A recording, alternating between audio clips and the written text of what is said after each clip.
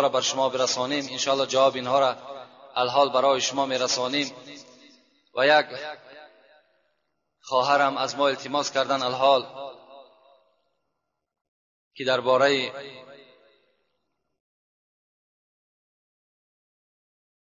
حقوقهای شوهر و حقوقهای زن بر ما کمی حکایت میکردین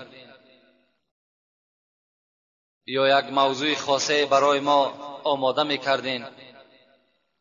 انشاءالله البته ما وعده کردیم که ما که به گوش مردم، به گوش این مردها این موضوع را البته رساندگی بدیم، لیکن الحمدلله که امروز در اطراف ما و شما که مادرها جمع میشوند، هیچ کدام شما در هیچ معرکه اگر شما را سوالم که کنند آیا زنها در مسجد رفته نماز جمعه میخوانند، هیچ کدام شما دو دیلگی و هیچ کدام شما یگان در دلتان یگان غم و اندوه را پیدا نکنین، بلکه هزارها بار شکر کنین.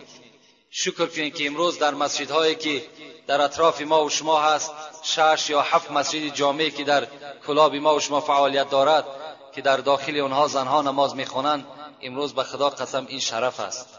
هزارها بار شکر. علی خصوص من شکرانه میکنم که امروز زنهای ما و شما آمده صدای امر معروف و نهی از منکر میشنوند، در این موعظه های ما و شما اشتراک میکنند. البته آبادی خانه‌ام، آبادی جمعیتم، همش از چی است؟ از زنها عبارت هستند. زن بسیار یک اهمیت کلان در جامعه ما و شما اجرا میکنند. از این خاطر خوش به حال این الحال مادر خواهرهایی که آمدن در نماز جمعه اشتراک میکنند، برابر همین مردهایی که در گردنشان فرض است نماز جمعه خواندن، مثل همین ثواب میگیرند. لکن فقط و فقط از همه خواهرها التماس دارم که همان سطرهای اسلامی که برای نماز جمعه آماده میکنند میآیند، در کوچه هم همین ترک نسازند. برای در بعض سوالها از من آمده است بعضی خواهرها با سطر میان نماز جماعت میخوانند، نماز جماعت جمعه را میخوانند، لکن در کوچه وقتی که اگر میبرایند سطر اسلامی را ترک میکنند. وقتی سطر اسلامی که در کوچه که ترک شد، این نماز و این عبادت های خیری که این خواهر میکند همش حبطه و باطله میشوند. این نماز، این سطر فقط برای نماز نیست. وقتی که انسان از خانه بیرون شد، یعنی در داخل خانه میتونی که تو یعنی بی سطر نزد خسرت است، خوشتامنت است، نزد ایورت است، نزد شوهرت است، نزد فرزندت است، میتونی ترک سطر کنی. لکن در کوچه و در مسجد برای زنها رخصت نیست که ترک سطر کنند. یعنی همان روی مالی که گردنهای اونها را، پیشای بری اونها را بسته میکند و آن پاچه هایی که البته از بجلک هم پایانتر است میپوشاند، این هم در نماز و هم در کوچه برای زنها استفاده کردنش فرض است.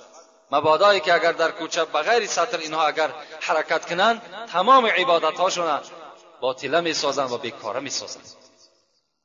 ولی انشاءالله در باب این یعنی قدر زنها در اسلام چی منزلت دارند و چگونه اسلام قدر اینها را بلند کرد، خدا خواسته باشد البته در یگان صحبت های آماده میکنیم.